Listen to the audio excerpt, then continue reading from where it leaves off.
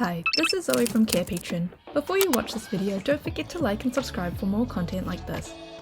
A safety plan is a robust preventative tool meant to help people who are experiencing suicide thoughts or other mental health emergencies.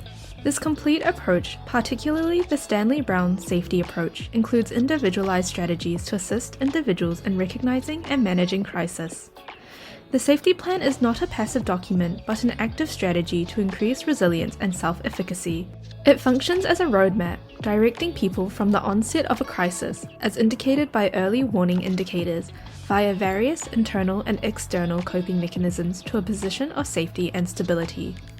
To use our safety plan, follow these steps. Download our safety plan from the Carepatron platform, which you can find in the link in the description. Firstly, identifying warning signs.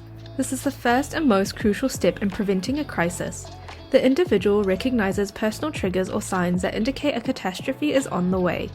Specific ideas, pictures, events, or behaviors that indicate decreased mental health could be included. When warning indicators are spotted, the individual applies self-help measures that have proven effective in earlier encounters.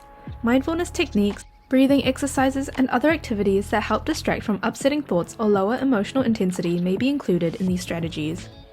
Interacting with people can give a welcome distraction and help to interrupt the loop of troubling thoughts. This stage looks for persons or social situations that can provide comfort and distraction.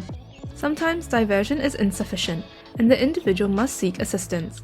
The first step is to identify a support network or trustworthy folks who can provide immediate assistance by providing emotional support or navigating to professional help. If the distress persists despite personal coping skills and assistance from family or friends, this step is a starting point for contacting professional mental health services. Depending on the severity of the crisis, this could be a mental health hotline, a personal therapist, or even a hospital. Lastly, reducing the potential for the use of lethal means. This is a precautionary measure to protect people during a catastrophe.